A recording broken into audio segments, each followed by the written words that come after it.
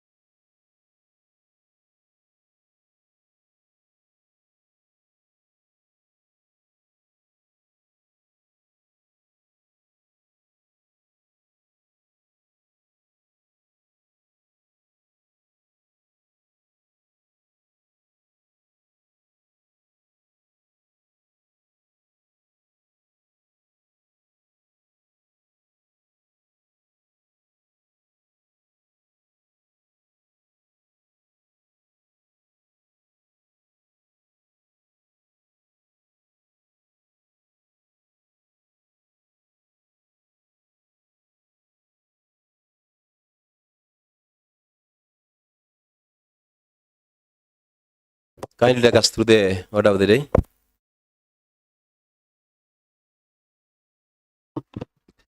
The third assembly, fifth session, order paper number 395 of today, Tuesday, 24th March 2026 at 2:30 p.m. Order number 1, administration of oath. Next order. Order number 2, communication from the chair. Next order.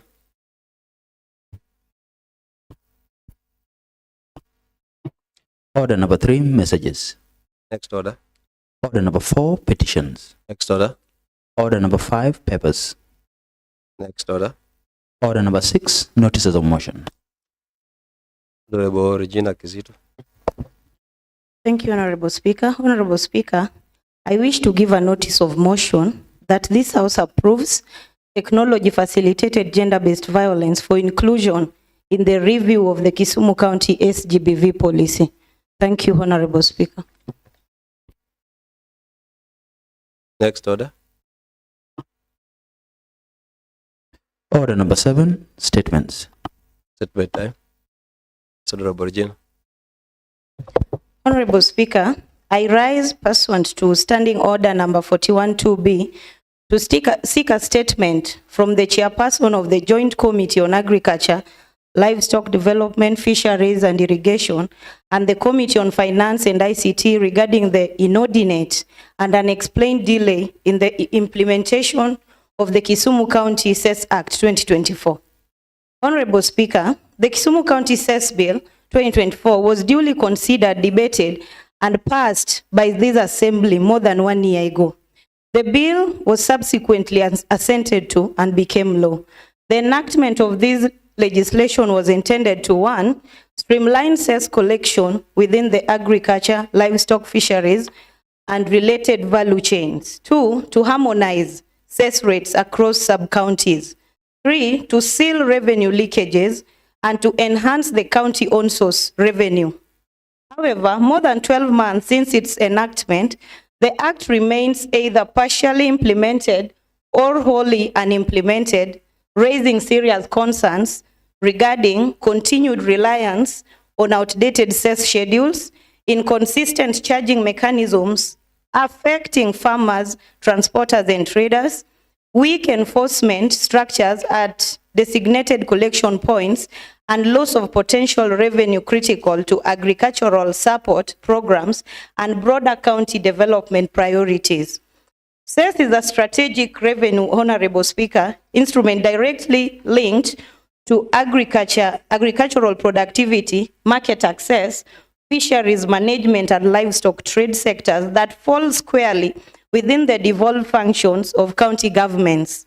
Failure to operationalize the Cess Act, therefore, undermines the legislative authority of this assembly, fiscal discipline and revenue optimization efforts, predictability and fairness in the business environment of farmers and traders, and the county's broader economic empowerment agenda.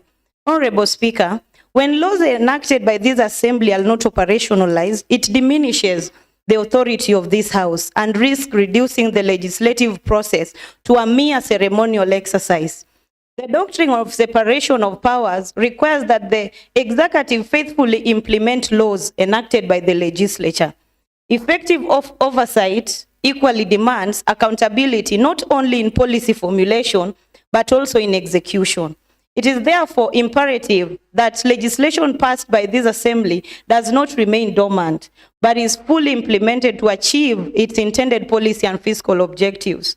In this regard, I request the Joint Committee to inquire into and report to this assembly on the following. 1, reasons for the failure to submit the regulation to the County Assembly, despite the excess requirement in enabling law that it's submitted within 60 days after assent. 2, the current legal status of the Kisumu County Cess Act, including the dates of assent and gazettement. 3, whether implementing regulations, operational guidelines, or revised cess schedules have been developed and approved. 4, the specific administrative, legal, or institutional challenges that have occasioned the delay in implementation. 5, the revenue projections anticipated under the Act compared to the actual cess collections realized since its passage. 6, the extent of revenue loss, if any, attributable to the delayed implementation.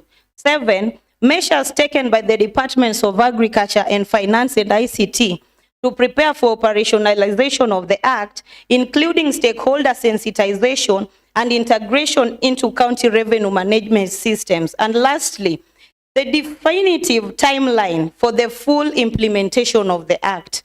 Thank you, Honorable Speaker.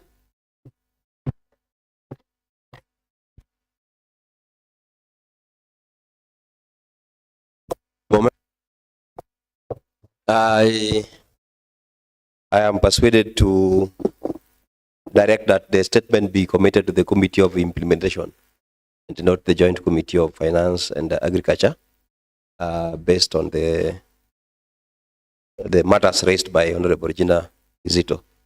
The Committee of Implementation, in a timeline of 2 weeks, you need to report back to the House on the status of the implementation of the said statute.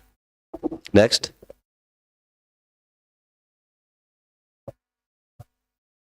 Next order.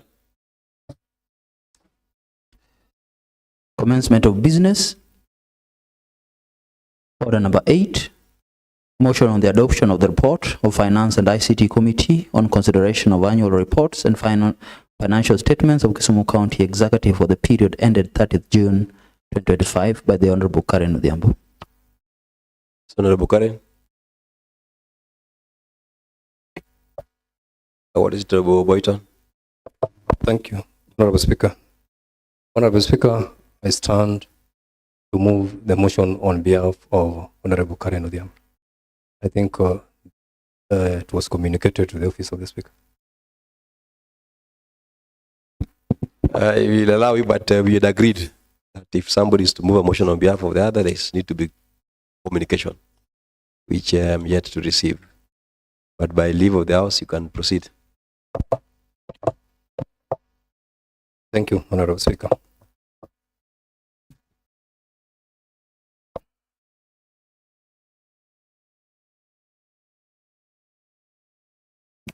Honorable Speaker,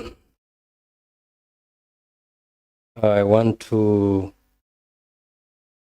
use the moving notes to move a motion on the progress report on the review and examination of the County Executive Annual Financial Statement for the period that ended June 2025.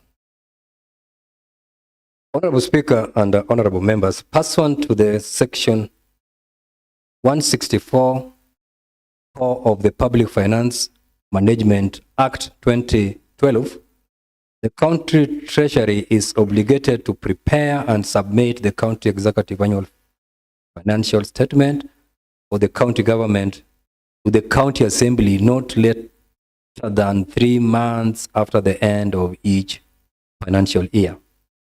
In adherence to this legal framework, the CCM Finance, Economic Planning and ICT submitted the County Executive Annual Financial Statement for the county government for the year 2024-2025 to the County Assembly for consideration. It is in Annex 1.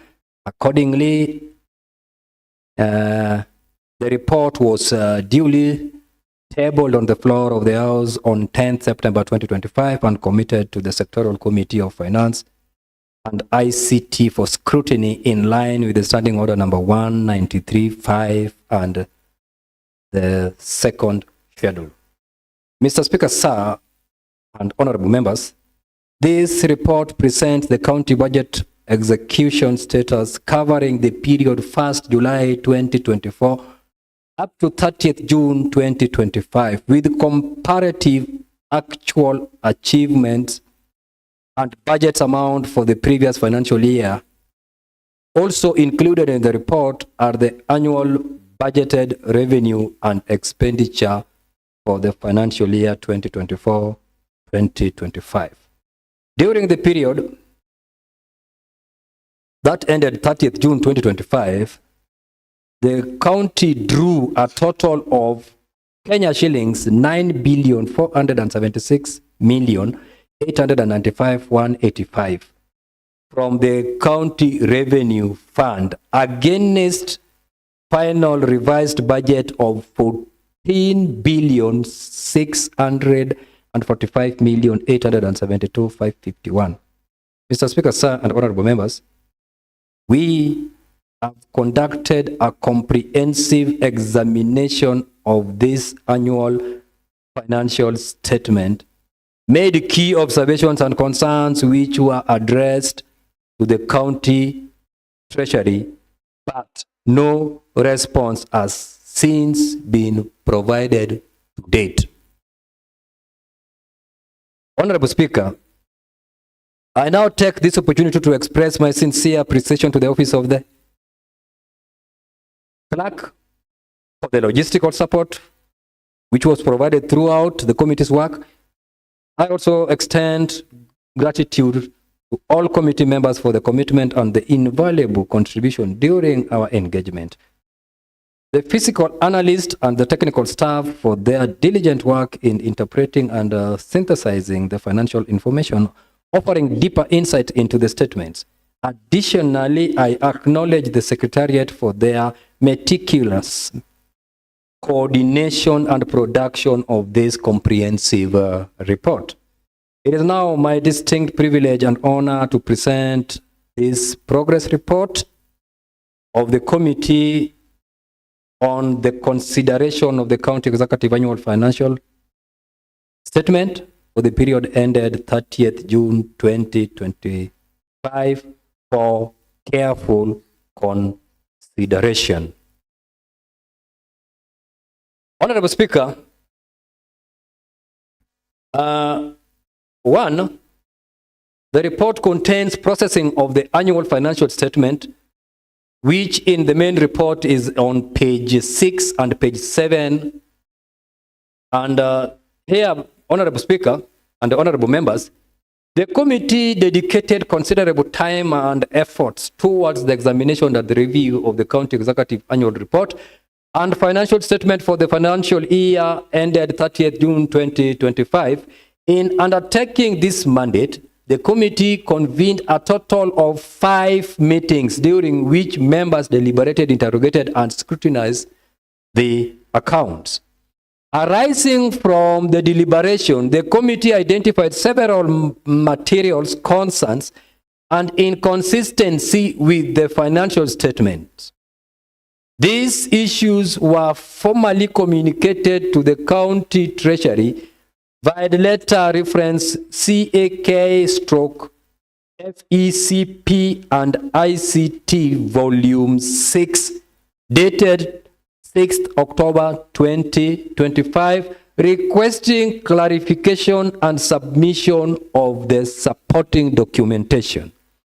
Regrettably, the county treasury has not furnished substantive responses to date, despite several correspondence from committee, including reminder and invitation letters as outlined below.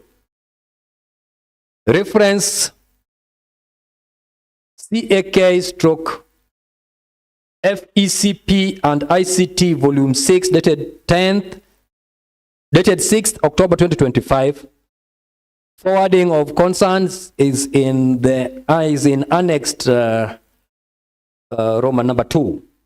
The county treasury responded through letter KC/FIN/C Assembly volume 4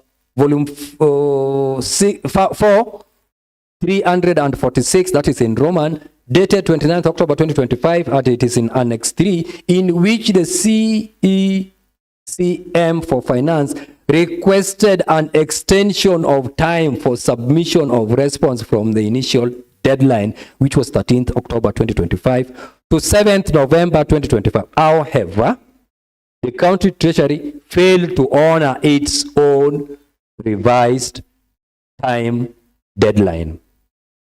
And the reference is also there showing the invitation letter in annex number 4. Following the failure by the county treasury to respond to the initial correspondence and to adhere to its self-set timeline, the committee resolved to invite the county treasury for a consultative engagement through the above reference letter. Subsequently, the county treasury responded via a letter.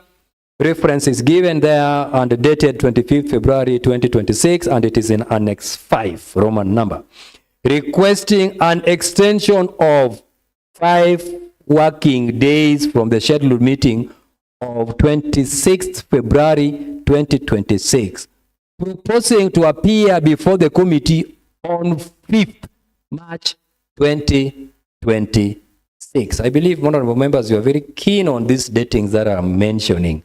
However, the county treasury again failed to appear before the committee as proposed. Instead, it submitted a new set of revised financial statements which are yet to be analyzed by the committee and which did not address the original issues previously raised. Now, Honorable Speaker, let me give a review of the County Executive Annual Report and financial statement for the period that ended 31st June 2025. Of course, much of the report is in page 8 of the main report.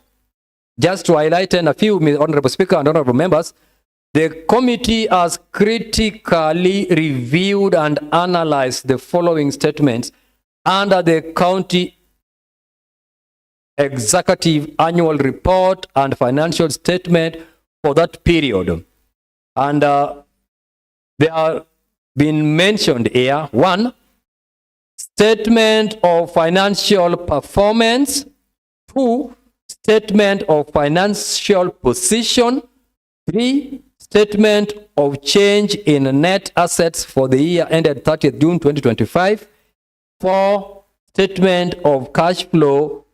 5, comparison of budget and annual amounts stroke budget utilization, development and recurrent, both in development and recurrent. 6, notes to the financial statement. 7, bank account balances, and lastly, supporting schedule to the financial statement.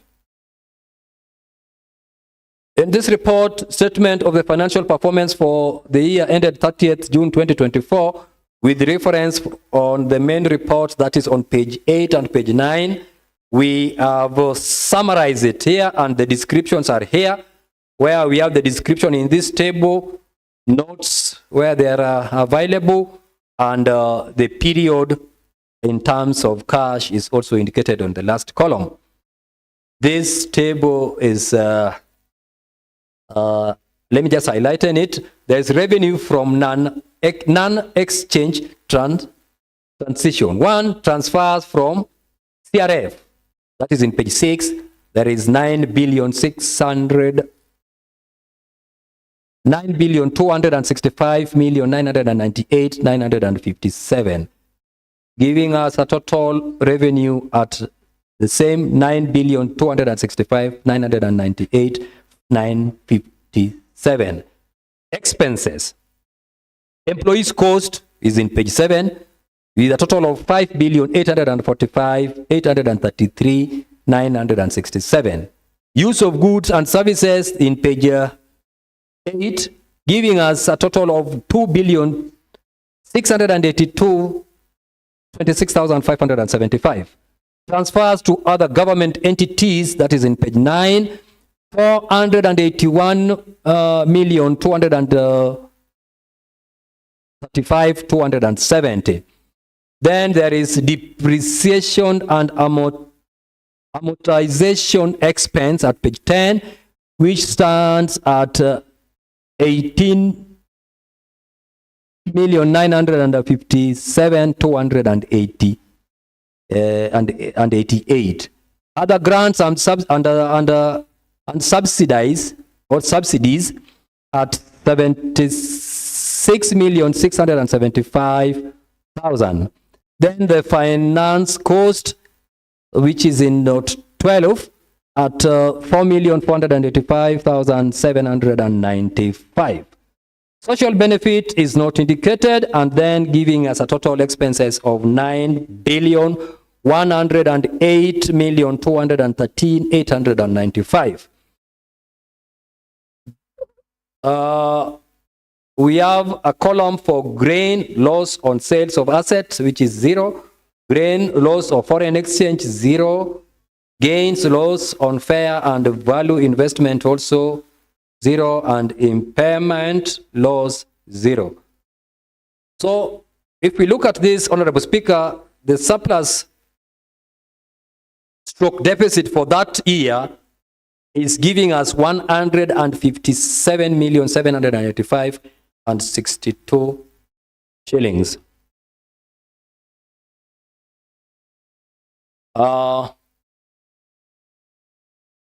This brings us now surplus deficit to a total that I've just mentioned, 157,785,062 shillings. Now, the county government realized a total revenue amounting to 9,265,998,957 against a total expenditure of 9,108,213,895 shillings, resulting in a report surplus of Kenya shillings 157,785,062 shillings for that financial year under review. The Committee of Observation and its findings and recommendations are in page 10 and 12 of the main report.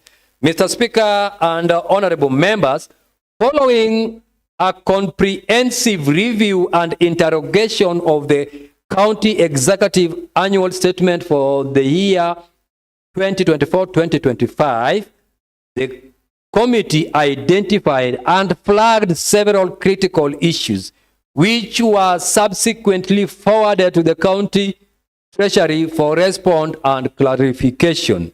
However, the County Treasury has failed to honor and respond to the queries raised by the committee, which has limited the committee's ability to conclusively report to this document.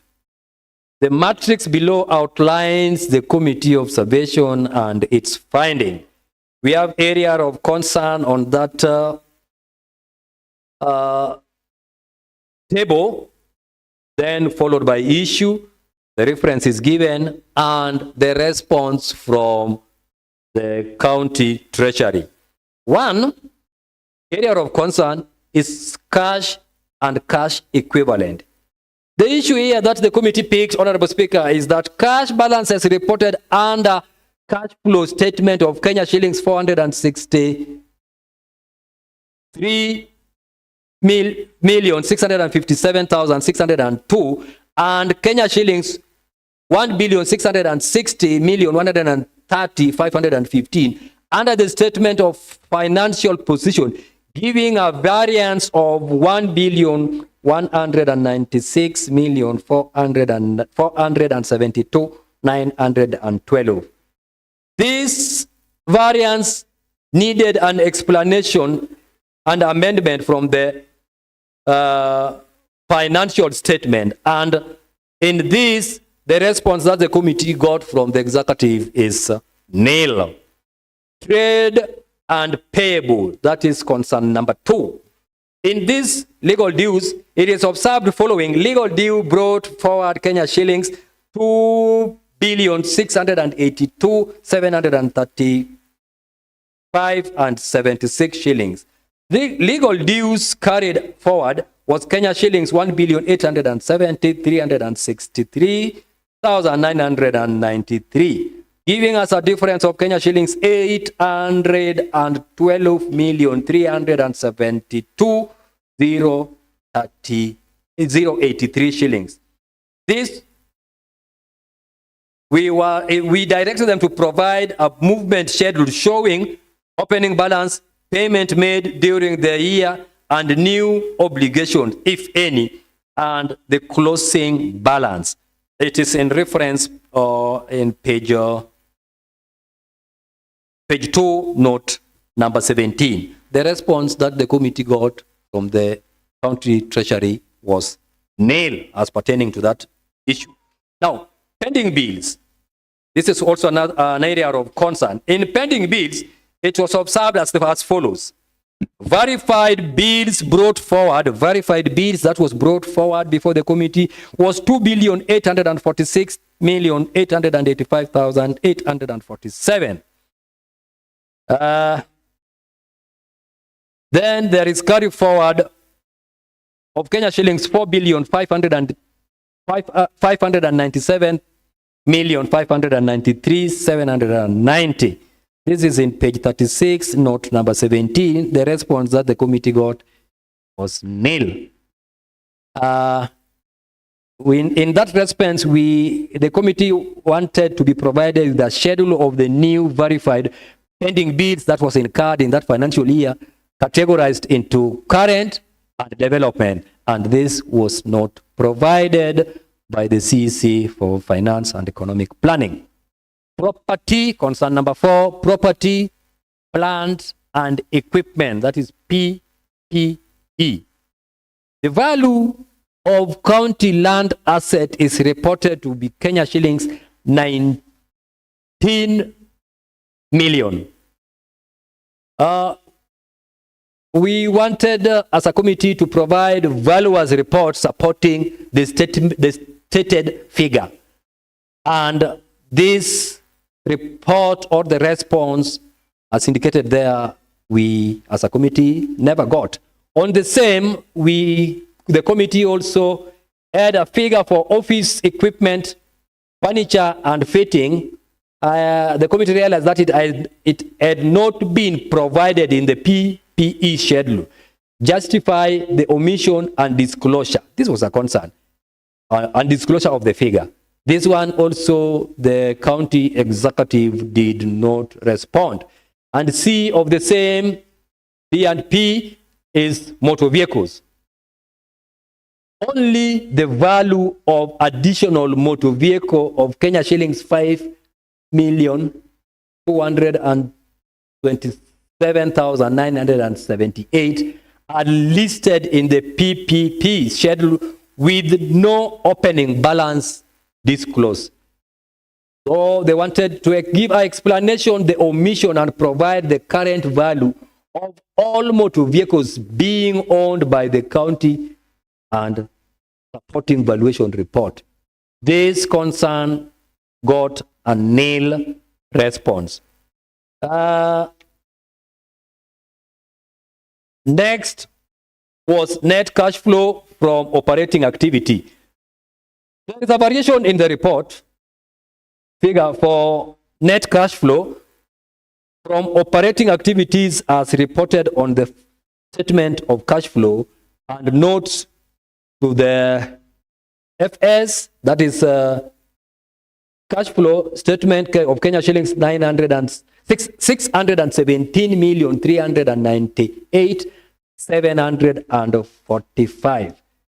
Figure as provided under note 23 is Kenya shillings 1,142,915,533, giving a variance of 525,516,788.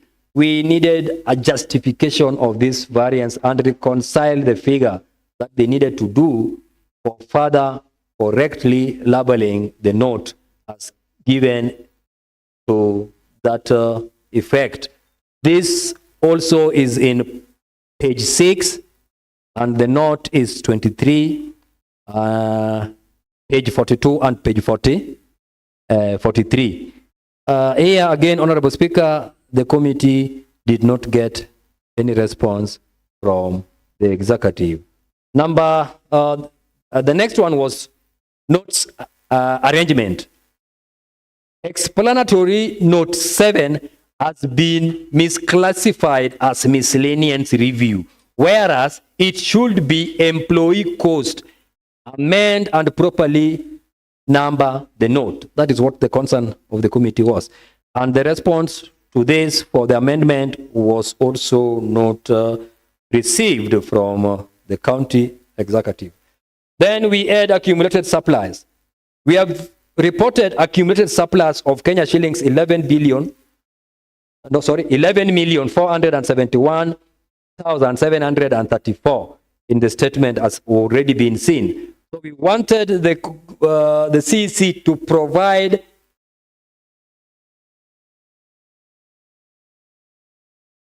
Honorable Speaker, we wanted the committee to provide a proper illustration reconciling the movement and adjustment leading to the report accumulating a surplus.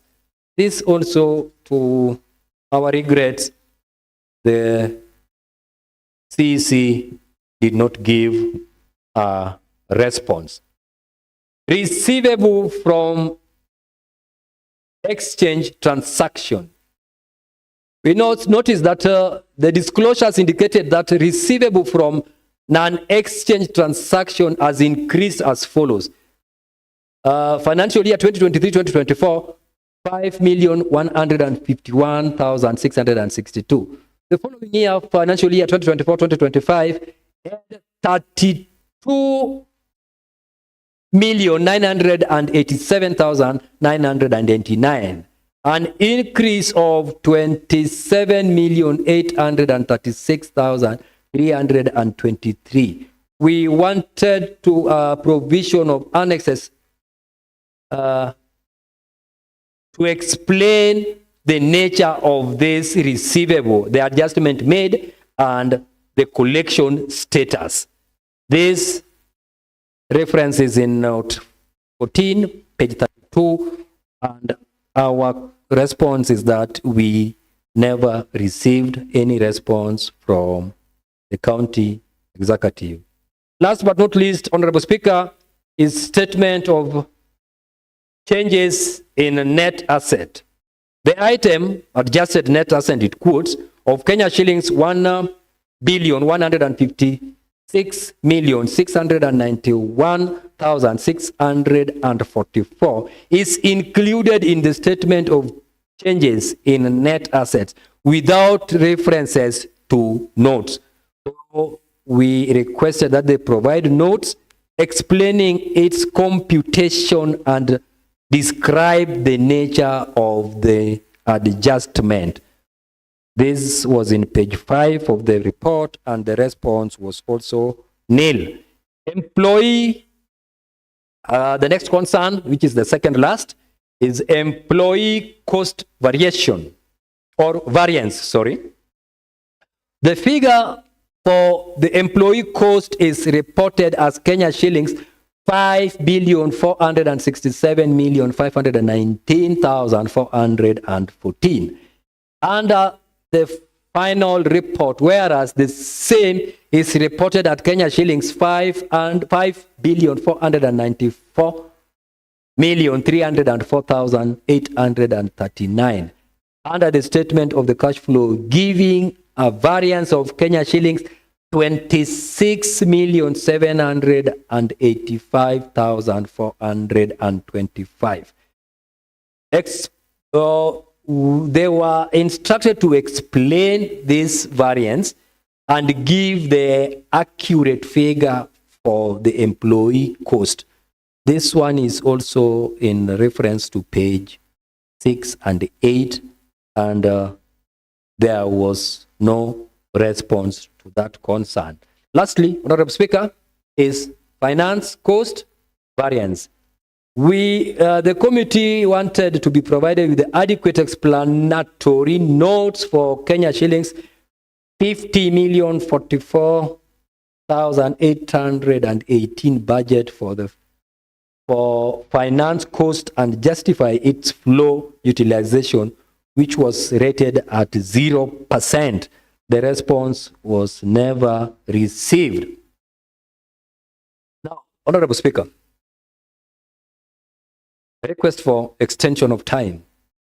In view of the outstanding responses, the committee requests this Honorable House to grant an extension period of 2 weeks only to enable the committee to, 1, conduct a consultative engagement with the CEC member for Finance, Economic Planning, and ICT, and lastly, to finalize investigation and submit a final report to the Assembly. In conclusion, Honorable Speaker, I, on behalf of the Chair, therefore move the motion and humbly urge this House to consider this progress report and grant the committee the requested extension of time so that we conclude this matter conclusively. I, therefore, Honorable Speaker, call upon Honorable Benson Adega to second the report. Thank you, Honorable Speaker.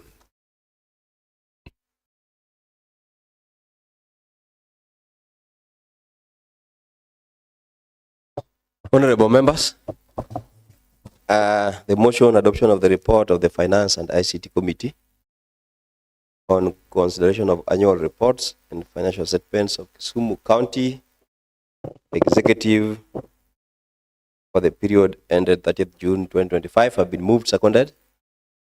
As per our standing orders, I want to propose a question.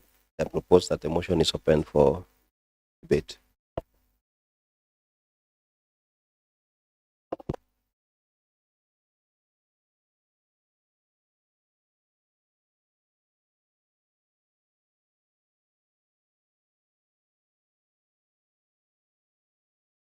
Honorable Reverend Tom Nyauke, North Nyakach Ward.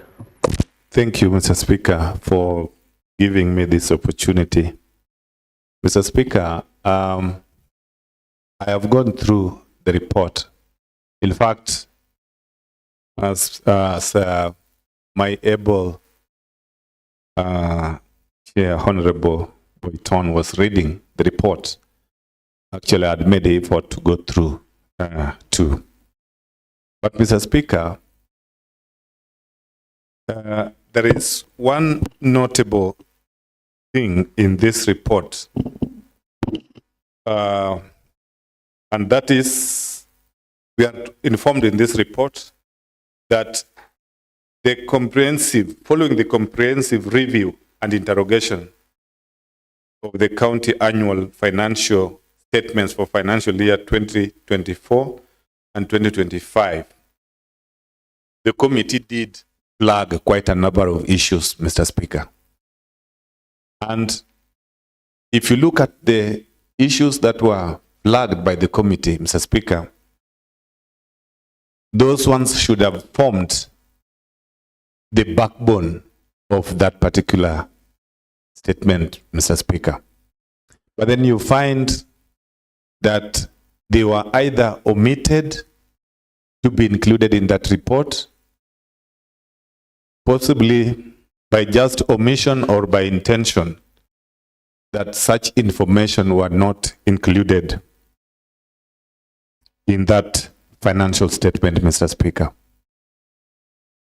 The committee have given us pieces of evidences in form of attachments, appendices, on their attempt to get responses from the executive, Mr. Speaker.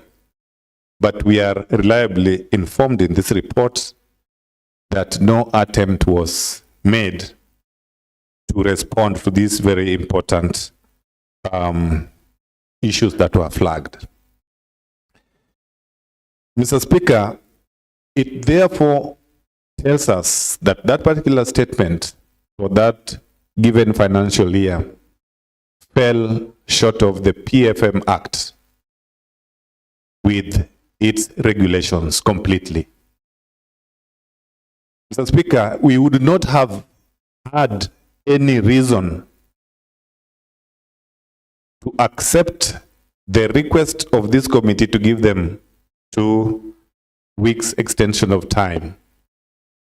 But I believe that what they are seeking is also in the standing orders, Mr. Speaker. What we can give to the committee, because these responses, we seriously need them and they must be responded to before this report comes to this House. Mr. Speaker, we cannot fail to give them that benefit of doubt.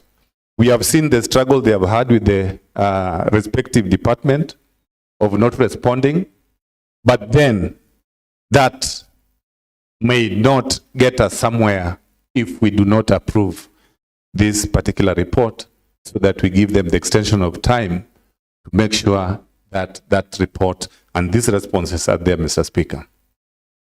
Mr. Speaker, I therefore call upon my fellow colleagues that by even thinking not to support this motion, it's going to lead us to a very longer way of not getting these responses. I'm assuming that the reason why they have even requested for this 2 weeks extension of time could be that the executive have assured them that within the 2 weeks time, they will have responded to these particular issues. Mr. Speaker, with that few remarks, I beg to support and to give them that 2 weeks extension of time so that we get these responses back to this House. Thank you, Mr. Speaker.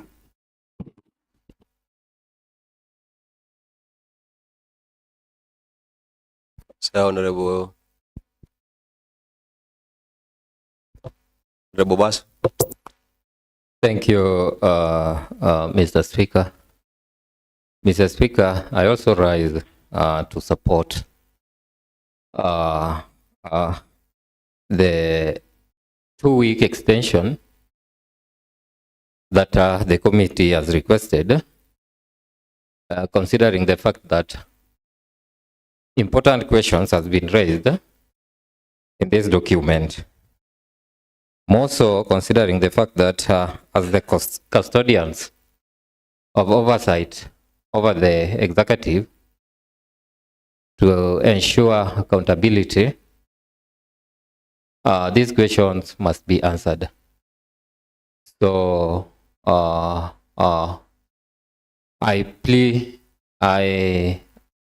seek to plea with honorable members to support this report so that these important questions that had been read to be answered within that time that has been asked. Thank you, Mr. Speaker. I support.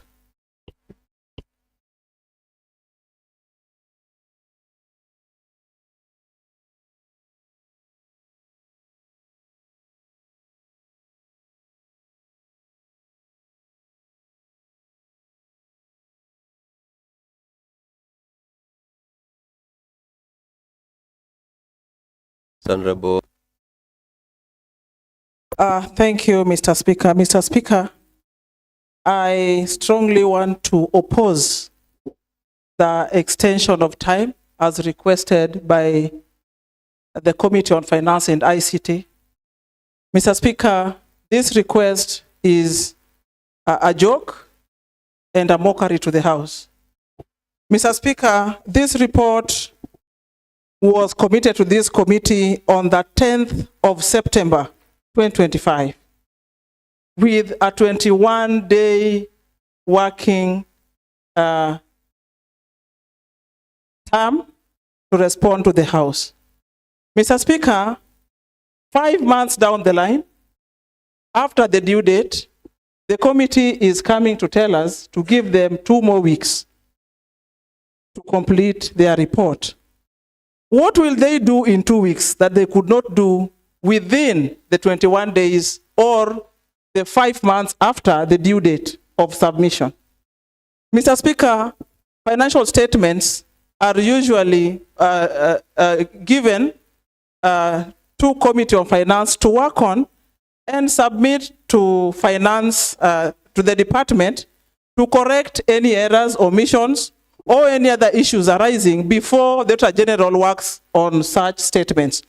Mr. Speaker, the report on the floor had been worked on by the Auditor General. The report is before the PICPA committee, and I don't think this House will do us any favor by working on a report that the Auditor General has already worked on. So, Mr. Speaker, I think this report is overtaken by events, and the committee just needs to get serious. Last week, they also came with a report 5 months late after the due date and asking for progress report. The same is happening today, Mr. Speaker. Mr. Speaker, if the Committee on Finance cannot work on financial statements in time before the Auditor General works on them, then, Mr. Speaker, I think the committee needs to rethink, or those reports be given to the Committee on General Oversight if the committee cannot work and sufficiently do their work as mandated by the House, Mr. Speaker. So, Mr. Speaker, I had my honorable colleague, Honorable Nyaoke, giving assumptions on why the committee may be requesting for extension, Mr. Speaker. Mr. Speaker, I think we just need to get serious. This progress report needed to have come within the 21 working days. If the department does not give you response or does not respond to your requests, your letters, then that is a report on itself, Mr. Speaker.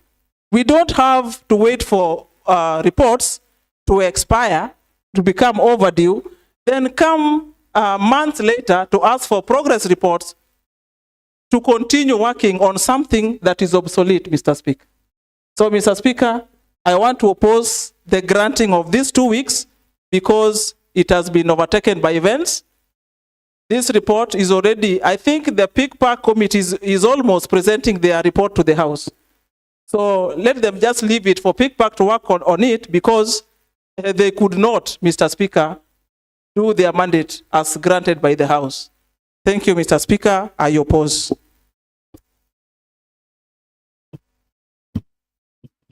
Honorable Beni Peter. Yes, Mr. Speaker. At times, we need to analyze the report as per its content, so that this House is seen to be serious. When you look at the content of this report, it is not quarterly report that was submitted to the Finance Committee. This was the annual financial statement that was submitted to the Office of the Auditor for audit purposes.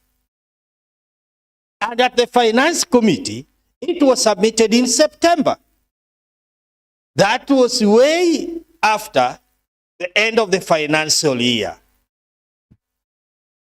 So it is upon the Finance Committee to pull up its socks and ensure that it gets the quarterly financial report in time.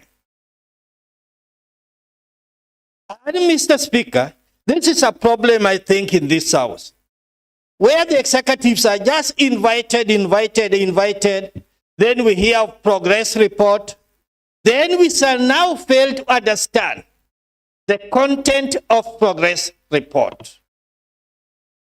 Just as has been echoed, 5 months down the line, you talk of progress report. When the report has been audited. Point of order, Mr. Speaker. What is the point of order, Honorable Tom Nyaoke? Statement of fact, Mr. Speaker. Mr. Speaker, is it in order for Honorable Oiko to start lamenting before this House, and yet he's a serious member, in fact a ranking member of the committee, Mr. Speaker? Mr. Speaker, what members should know in this House, there is the divergent view. When a member stands to give his divergent view, listen to. Like I've said, this is not a quarterly financial report. This is annual financial report. A report that was submitted to the Office of the Auditor General for auditing. And as has been echoed by the DS, I was also in another meeting where the audit report for 2024-2025, 30th June, was read to us to back up an investigation we were carrying out. These are facts we cannot put under the table, Honorable Member. So, in short, Mr. Speaker, this report has been overtaken by events as the facts are in this House. I'm a member of that committee. Because the audited report is out, now, however bad we may dig, however deep we may dig into this report, we cannot go against the findings of the Auditor General. So it will be a lesson to the Committee of Finance when to start their work and end, and to understand the content of the report. Very crucial, Mr. Speaker. That does not mean that the committee has terribly failed. Our technical team should have advised us on what we are handling and the level where this matter has reached. So that instead of coming with a progress report, we should have given it the right term that it deserves. The report has been overtaken by events. The audit report is out. But the biggest issue that must be addressed is the response from the executive. The time frame for the executive to respond must be addressed. This idea of just inviting, and then hiding under the cover of progress report, Mr. Speaker, should be discussed in this House and it comes to an end. When we see the executive not responding in good time, this House should be advised accordingly. That will help us in our work at the committee level. There was this time in the Senate when the governors were becoming rogue.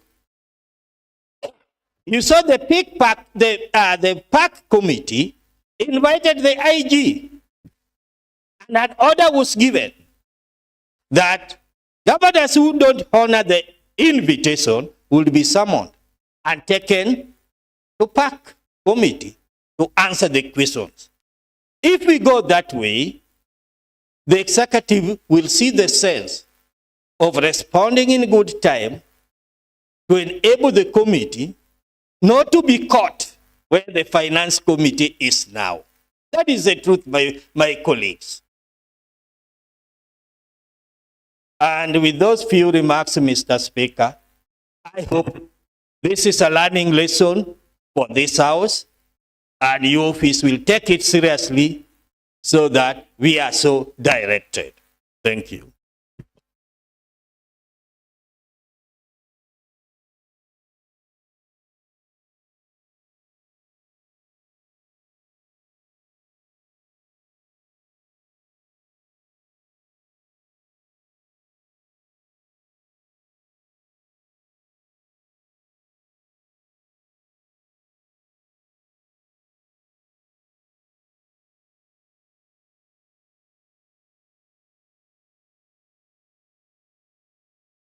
Honorable Jennifer.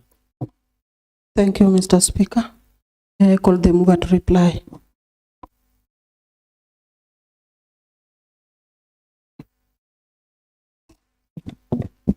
Thank you, Mr. Speaker. Mr. Speaker, let's start by thanking Honorable Nyauke. Though, Mr. Speaker, you realize that Nyauke, when he started his statement, he was like opposing the report. But again, he realized that he needed to rub somebody's ego, and later on supported the report. What has come out, Honorable Speaker, is the request of only 2 weeks. Because ideally, the committee did not get any response, and still they are pushing the executive to give out the response. Extension of time has been supported by Honorable Obaso. And I agree with my brother, you've seen the sense of supporting it. Honorable Speaker, a member opposed it, citing that the report was committed to this committee on 10th of September 2025 and was given 21 days. Look at it, Honorable Speaker. September 10th, we did not get the response after started working on the report. Thereafter, we broke for a long recess. The only problem that appears here is that the committee did not ask the office of the Speaker to grant them sittings during the recess period. But again, Honorable Speaker, this should not stop members for granting the committee another 2 weeks to report back a full report. Actually, honorable members,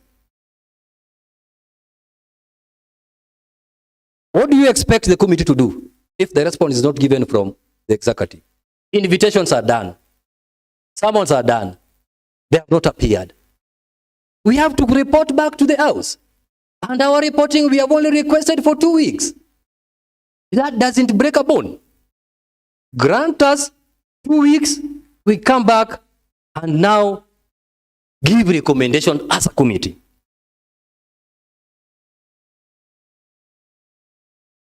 A member mentioned something that the report has already been, should be left for the PICPAC committee. But it still appears in the radar of the liaison committee as one of the reports that has not been concluded by this committee. Honorable Speaker, irrespective of that, it must be brought procedurally to this House. And that is what the committee has done. I want to somehow thank Honorable Ikopete. Honorable Ikopete appears to be very knowledgeable. And when he executes his remarks, you will agree with all the statements that he gives. But again, Honorable Speaker, he calls it a divergent opinion. Why is he bringing the divergent opinion in the floor of the House while he is sitting in the committee level, handing public money, and he doesn't give this divergent opinion at the committee level? Of course, we as a committee, we will bring the divergent opinion from a member, but he doesn't do that. He only comes here to appear as if he's the best of the best. This one should also be discouraged. Otherwise, I think if that goes on, he should not be a member of that committee. Honorable Speaker, you remember that the members are paid for sittings in the committee. This is very key. When you are paid for sitting in the committee, you should produce in that committee. Otherwise, if you are not producing in that committee, then you are earning that money illegally. Honorable Speaker, matters of taken by event. This is a language that is being used by anybody. Analyze what you want to say when a matter or a report has been taken by event. What event are you talking about here? This report was committed to the House, to the committee by this honorable House. So it was due diligence for the committee to work on the report, get the feedbacks. If it did not get the feedback, the way it has not gotten the feedback, it reports back that these matters were highlighted were raised by the committee, but we did not get the report. And that is exactly what this committee has done. Honorable Speaker, I believe that the 2 weeks request will be granted so that by the end of that 2 weeks, we will bring the report back. Thank you so much, Honorable Speaker. I reply. Honorable members, the motion adoption of the report of the Finance and ICT Committee on consideration of the annual reports and financial statements of Kisumu County Executive for the period ended 30 June 2025 have been moved, seconded, debated, reply made. As per our standing orders, I want to put a question that I put as many of the opinion that the motion adoption of the report of the Finance and ICT Committee on consideration of financial reports and financial statements of Kisumu County Executive for the period ended 30th June 2025 be adopted. Say aye. Aye. As many of the contrary opinions say nay. The ayes have it.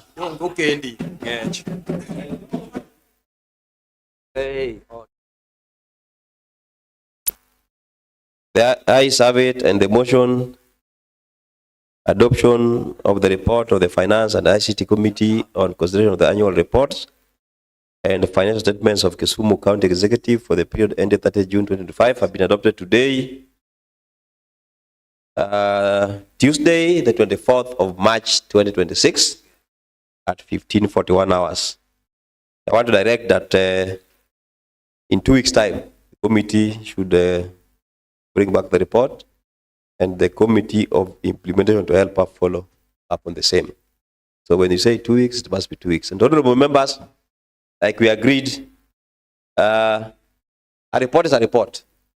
When you are given 2 weeks to bring a report to the House or to work on a document, even if the executive does not give you the response, that's what you report. The same thing that is being reported here ought to have been reported in 3 weeks' time, by October 2025.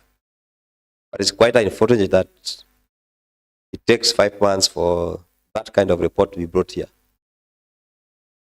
If matters finance have been overtaken by events, then the report must come to conclusion. Your recommendation should be, we see no need of concluding this report because of 1, 2, 3, 4, 5. So we want to bring it to an end. The members will debate and agree with you or disagree with you. If they disagree, we'll continue with it. If they agree, it comes to an end. Honorable members, if there is a divergent opinion at the committee, there is always room to give the divergent opinion report to the House. A committee can produce 2 reports. One report of those who are supporting, one report of those who are of divergent opinion. It is in the standing order. So, honorable members, these are things that we have gone through. I still do not understand why it is difficult to follow the standing order that guides us in our proceedings. Otherwise, next order. Thank you, Mr. Speaker. And honorable members, there's no any other business to transact in the order paper.